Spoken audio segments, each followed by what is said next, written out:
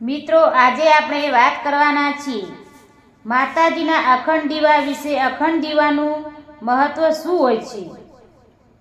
નમસ્કાર મિત્રો, આપ સૌનું ફરી એકવાર સ્વાગત છે. જો તમને આ વિડીયો પસંદ આવે તો તમે લાઈક કરજો, શેર કરજો અને ચેનલ પર નવા હો તો સબસ્ક્રાઈબ અવશ્ય કરજો.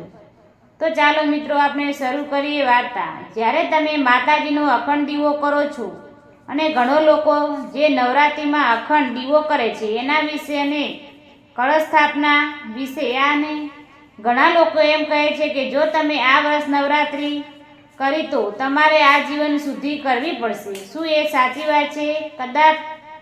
કદાપી નહીં. બિલકુલ ખોટી વાત છે. ધ્યાનથી સાંભળજો, બિલકુલ ખોટી વાત છે. જ્યારે તમારી ઈચ્છા છે નવરાત્રિ વ્રત કરવાની, તો જ તમારું કોઈ પુણ્યબળ જાગૃત થયું હોય વર્ષનું, ત્યારે જ તમને આ ભાવ જાગે અને ત્યારે જ તમે આ કરવા માટે તૈયાર થાય. જો માની લો કે આ વર્ષ તમારી કોઈ પરિસ્થિતિ એવી છે કે તમે કરી શકો છો. કદાચ ક્યારેક કોઈ એવા સંજોગે બને, કદાચ તમે ના પણ કરી શકો. તો શું એના મતલબ એવો કે માતાજીની ભક્તિ ના થાય? તો આ શક માનવાથી કાઢી નાખજો કે પછી 10 વર્ષ કરવી પડશે, એવું કોઈ નથી. તમે પ્રેમથી કરો. માતાજીને સરસ મજાનો નોરતા, ઉપવાસ, વ્રત, જય, અનુષ્ઠાન, તપ બધું જ કરી શકો છો. અને અખંડ દીવો વિશે પણ એ જ છે. એવો કોઈ નિયમ કે એવું કોઈ આપણે અંધશ્રદ્ધા રાખવાની જરૂર નથી. તમે એક વર્ષ કરો છો અને બીજા વર્ષ કદાચ ના કરો તો પાપ લાગે. કદાચ કોઈ સંજોગે અલગ હોય, એ સમયમાં તમારાથી કોઈ સંજોગના કારણે ન પણ થયું હોય તો એવી કોઈ નથી. માતાજી બધું જાણે છે, એટલે એવું જબરજસ્તી નથી. આવી વાત છે આપણા ધર્મમાં ક્યાંય લખેલી નથી. તો મિત્રો, અખંડ દીવો છે જેને એ કેવી રીતે કરવો અને એનું ધ્યાન કેવી રીતે રાખવું? તો પહેલું તો અખંડ દીવો જ્યારે નવરાત્રિમાં તમે કળશ સ્થાપના એટલે કે ઘડાની સ્થાપના કે ઘટ સ્થાપનાનો કે ઝવેરાના સ્થાપના કે આ તે બધું કરો ત્યારે હવે ધ્યાન રાખજો. અને શાસ્ત્રોમાં પણ લખ્યું છે કે દેવોના દક્ષિણ ગુપ્ત દિક્માં દેવમાં વાલે તેલ દીપક. હવે જો તમે ચાહો તો એક દીવો પણ અખંડ રાખી શકો છો, અને તમે ચાહો તો 2 દીવા પણ અખંડ રાખી શકો છો. હવે જો તમે 2 દીવા અખંડ રાખવાના હોય તો માતાજીની જમણી બાજુની આપણી ડાબી બાજુ ગાયને ઘીનો દીવો રાખવો, અને માતાજીની ડાબુ બાજુએ આપણી જમણી બાજુ તમે ચાહો તો સરસવાના તેલનો દીવો કરી શકો છો, તલના તેલનો દીવો કરી શકો છો. એટલે એમાં કોઈ શંકા કે એવું નથી. તો આ 2 તમે દીવા માટે તેલનો પ્રયોગ કરી શકો છો. કામમાં અનુસાર અથવા તો તમારી શક્તિ પ્રમાણે જે તેલ તમારે પ્રયોગ કરવો હોય એ કરી શકો છો. પણ મુખ્ય વસ્તુ એ છે કે 2 સાઈડ 2 દીવા અખંડ તમે ચાહો તો રાખી શકો છો, અને તેલની જગ્યાએ બંને ઘીના દીવા કરવા હોય તો પણ કરી શકો છો. એમાં કોઈ પાપ કે દોષ નથી. 2 બાજુ દીવા રાખવાનું કારણ એ છે કે શાસ્ત્રોમાં લખ્યું છે કે ગાય માતાની ઘીનો દીવો કરીએ તો માતાજીનું પૂર્ણ કૃપા પ્રાપ્તિ થાય, ઘરમાં સુખ, શાંતિ, સમૃદ્ધિ પ્રાપ્તિ થાય, લક્ષ્મીજીની પ્રાપ્તિ થાય. વ્યવહાર હોય તો વ્યવહારમાં વૃદ્ધિ થાય, અને ઘરમાં કોઈ પણ નકારાત્મક હોય એ બધી નકારાત્મકતા દૂર થાય. તેલના દીવાથી શું થાય? તો જેમ કે સરસવાના તેલના તમે દીવો કરો અખંડ, તો શત્રુબળ જે હોય આપણા જાણતા અજાણામાં અમુક દેશભાવવાળા માણસો હોય એનાથી આપણું રક્ષણ થાય. તમે તેલને દીવો કરો તો લક્ષ્મીજીની પૂર્ણ કૃપા પ્રાપ્તિ થાય છે અને આરોગ્ય સારું રહે. તો આ રીતે 2 દીવાનું શાસ્ત્ર પ્રમાણે છે, અને એના સિવાય બીજું ઘણું બધું છે. જેમ કે આપણે કર્મના સાક્ષી સ્વરૂપે પણ દીપ નારાયણને આપ પ્રજ્વલિત કરવો હોઈએ છીએ. હવે મેં કીધું અમે કે જ્યારે તમે આ ઝવેરાની સ્થાપના, હવે આ તે બધું જ્યારે કરો ત્યારે પહેલા દીવો ગાયના ઘીના પ્રજ્વલિત કરવો, અને એના પછી બીજો દીવો તેલનો પ્રજ્વલિત કરવો.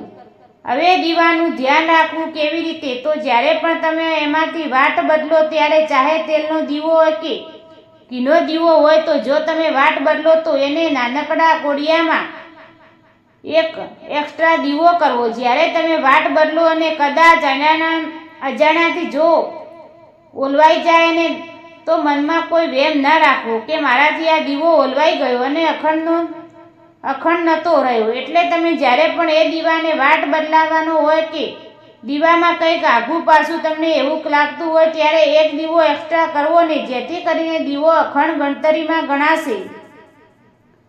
પછી જ્યારે અખંડ દીવો તમે સરખો કરી દો પછી પેલામાં માપનું ઘી કે માપનું તેલ પૂરવાનું. જ્યાં સુધી તમે દીવો સરખો કરતા હોય એટલો એમાં પછી કોઈ દોષ લાગતો નથી.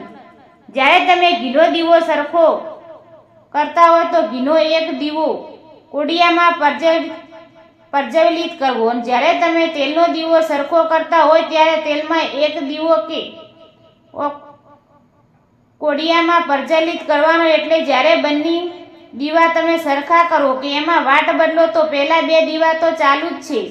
એટલે અખંડ દીવામાં જે તમારું ગણતરી કરવામાં આવશે. અને ખાસ વાત, તમે એકવાર દીવો જ્યાં મૂક્યો ને ત્યાં બને ત્યાં સુધી એવો પ્રયત્ન કરવાનો કે એ દીવાને પછી 9 દિવસ સુધી ત્યાંથી હટાવો નહીં. ઘણીવાર ઘણા માણસો પછી શું કરશે, ઘડીકમાં એને ઉચકીને આમ મૂકશે, ઘડીકમાં એને ઉચકીને તેમ મૂકશે. આ થાય નહીં, આ પાપ લાગે. કારણ કે નવરાત્રિમાં જ્યારે દીપ સ્થાપના કરો છો, અખંડ દીવાની સ્થાપના કરો ત્યારે તેને ઘડીકમાં આમ ને ઘડીકમાં આમ તેમ ના મુકાય. જે જગ્યાએ તેનું સ્થાન કરવામાં મૂકી દીધું ત્યાંથી હટાવવો નહીં.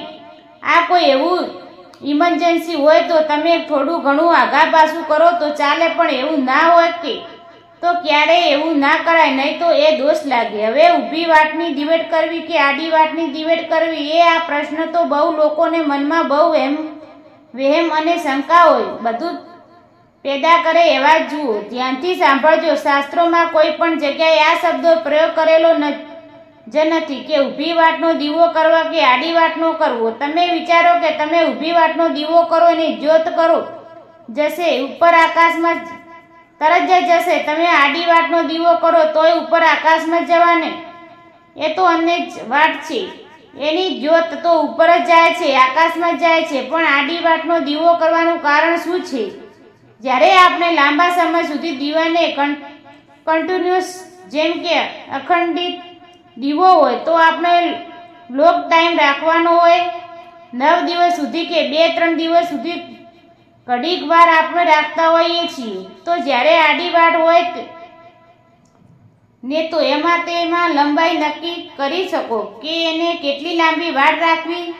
જ્યારે ઊભી વાટમાં લંબાઈ ના હોય, ઊભી વાટમાં તો જેટલી ઊભી વાટ હોય એટલી જ એ જેવી પરતવા આવે એટલે ઓટોમેટિક દીવો રામ થઈ જાય. એટલે એની પાછળ એવું કોઈ અંધશ્રદ્ધા રાખવી નહીં. એ આડી વાટ કે ઊભી વાટ, આ હું એ જરૂર કહીશ કે કોઈ જગ્યાએ રીત રિવાજ તમારા વર્ષોથી કે ઘરમાં ચાલતા હોય તો તમે ફોલો કરો. બાકી શાસ્ત્રમાં આ બધી વસ્તુ નથી. જ્યારે અખંડ દીવાની સ્થાપનાનો કરો નવરાત્રિમાં ત્યારે પહેલી દીવો હંમેશા ઘીનો પ્રજ્વલિત કરવાનો અને ત્યાર પછી બીજો દીવો તેલનો પ્રજ્વલિત કરવાનો. જ્યારે પણ તમે દીવો પ્રજ્વલિત કરો ત્યારે નારાયણ ભગવાનને જે અપૂર્ણ કહે બોલવામાં આવતો શ્લોક હોય, જેમ કે આપણે બોલીએ છીએ કે ઓમ શુભમ કરો તો કલ્યાણમ આરોગ્યમ ધન સંપદા શ્રુત બુદ્ધિ વિનાશે દીપ જ્યોતિ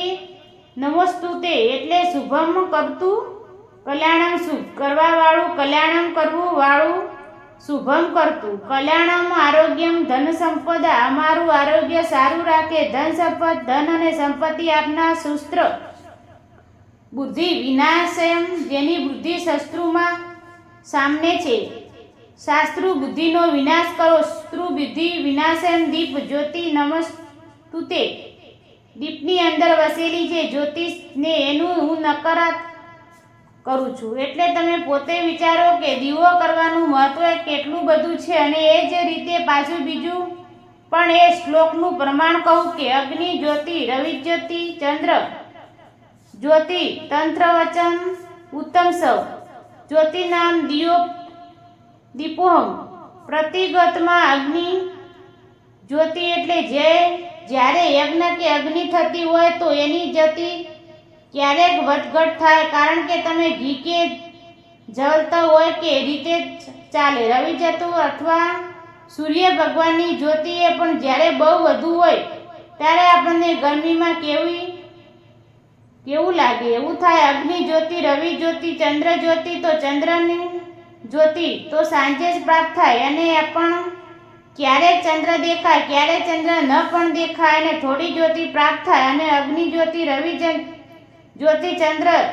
જ્યોતિને તર્થવચન ઉત્તમ સૌ જ્યોતિ નામ આ ત્રણેય જ્યોતિઓમાં સર્વાત્તમ હોય તો એ જ છે દીપનારાયણ ભગવાનની જ્યોતિ કે દીપો એમ પ્રકૃતિમાં ઘરના સ્થિતિ જ્યોતિ કે એ જ સારી હોય છે અને એ જ ભગવાન દીપનારાયણ સ્વરૂપથી કહેવાનો અર્થ છે કે અખંડ દીવાનું દાન અથવા અખંડ દીપદાન અવશ્ય જો તમારા કરવા હોય તો તમે કરી શકો. દર વર્ષે કરવાની જરૂર નથી અને દીવો જેટલું વધારે ઘરમાં ચાલે એટલું જ ઘરનું ખૂબ જ સારું થાય, કલ્યાણ થાય. અને તમે જુઓ ઘણા વર્ષોથી અમુક જગ્યાએ અખંડ દીવાઓ ચાલે છે અને એ જ જગ્યાએ અખંડ દીવાને ચાલે એને પ્રકૃતિ જો એ જગ્યાએ પ્રકૃતિ જોજો અને ઘરની પ્રકૃતિ જોજો અને એ જ બધા ધામો છે એ બધા ધામોની પ્રકૃતિ જોજો કેટલી બધી છે. અવશ્ય અખંડ દીવો જેટલે વધુ ચાલશે એને એટલું જ પ્રગતિ પ્રજ્વલિતી એટલી જ પ્રગતિ અવશ્ય બહુ થશે, એ જ થશે. એટલે અવશ્ય અખંડ દીવો કરવો જોઈએ. અને નવરાત્રિમાં જ્યારે તમે અખંડ દીવો કરો હોય તો નીચે તમે માની લો કે ત્રિકોણ બનાવો, ત્રિકોણની વચ્ચે એક ટપકું કરો અથવા એક સ્ટાર હોય એને રીતે તારો બનાવો અને એની જ ઉપર દીવો મૂકવો. એ જ રીતે બંને દીવા મૂકી શંકાએ જનરલી એવું ના કરવું હોય તો જ્યારે અખંડ દીવો કરો તો એની નીચે તમે નાગરવેલનું પાન મૂકો, પાન ઉપર કંકુ ચંદનનો ચાંદલો કરો, થોડાક ચોખા મૂકો અને ફૂલની પાંખડી મૂકી એની ઉપર દીવો મૂકો. એવું ના કરવું હોય તો સીધું બે અખંડ દીવા સરખા મૂકી એની આગળ નમસ્કાર કરીને એટલે પ્રમાણ કરીને ફૂલ ચોખા મૂકીને નમસ્કાર કરવાનો કે જ્યાં સુધી અમારું આ નવરાત્રિનું વ્રત ચાલે, જ્યાં સુધી અમે માતાજીની પૂજા કરીએ, જ્યાં સુધી સત્સંગ કરીએ, અનુષ્ઠાન આદિ કરીએ એ દીપનારાયણ તમે પ્રચલિત રહેજો. અને જે રીતે તમારું કામ છે અંધારાને દૂર કરીને અજવાળું આપવાનું, એ જ રીતે અમારું જીવનમાં સુખ શાંતિ રૂપી અજવાળું આપજો અને દુઃખ કલશે રૂપી જે દુઃખ છે એને દૂર કરજો. બસ આ રીતે પ્રાર્થના કરવાની ને અખંડ દીવો તમે કરી શકો છો. હવે જ્યારે નવમા દિવસે નવરાત્રિ પૂરી થાય પછી વિસર્જન કે રીતે કરવું, વિદાય કેવી રીતે કરવી, અખંડ દીવાને તો ચિંતા કરવાની જરૂર નથી. નવમા દિવસે પણ જો દીવો પ્રજ્વલિત જ હોય તો પછી ફરીથી એમાં ઘી પૂરવાની જરૂર નથી. નવમા દિવસે એટલે કે નવરાત્રિ પૂરી થાય અને જ્યારે 10મા દિવસે દસમી તિથિઓ જ્યારે ઉદાસ થાય એટલે માની લો કે 10મા દિવસનું જ્યારે સૂર્ય ઉદય થાય ત્યાં સુધી એ દીવો અખંડ રાખવાનો. પછી એમાં ઘી કે તેલ આદિ પૂરવાની જરૂર નથી, એની જાતે જ રામ થઈ જાય. બસ જ્યારે 9મા દિવસે હોય ત્યારે 9મા દિવસની સાંજે કે સંધ્યાકાળે કે રાતે ખાલી પ્રાર્થના કરવાની કે દીપનારાયણ કારણે આપણે એનું શું કરીએ. દીપનારાયણ દીવાને પણ નારાયણ સ્વરૂપે માનીને છીએ. તમારી અંદર વસતા બધા દેવી દેવતાઓ સહિત નારાયણને મારા નમસ્કાર. જે જો આ 9 દિવસમાં અમારાથી કોઈ અજાણા ભૂલ થઈ ગઈ હોય તો અમને ક્ષમા કરજો અને કોઈ જાણતા અજાણે ભૂલ થઈ ગઈ હોય તો અમને ક્ષમા કરજો અને અમારા ઘરમાં સુખ શાંતિ ને સમૃદ્ધિ સ્થાપના કરજો. આવી પ્રાર્થના કરીને ફૂલ ચોખા પથરાવીને બંને દીવાની વિદાય આપવાની. બસ આ સમયે નિયમ છે. અખંડ દીવોનો હર કોઈ કરી શકે છે, જરૂર નથી કે પછી દર વર્ષે કરવું જ પડશે. તો આ હતી આજની માહિતી. જો તમને આ વિડીયો પસંદ આવ્યો હોય તો વિડીયોને લાઈક કરજો, શેર કરજો અને ચેનલ પર નવા હોય તો સબસ્ક્રાઈબ કરજો. જય માતાજી, જય ગોગા.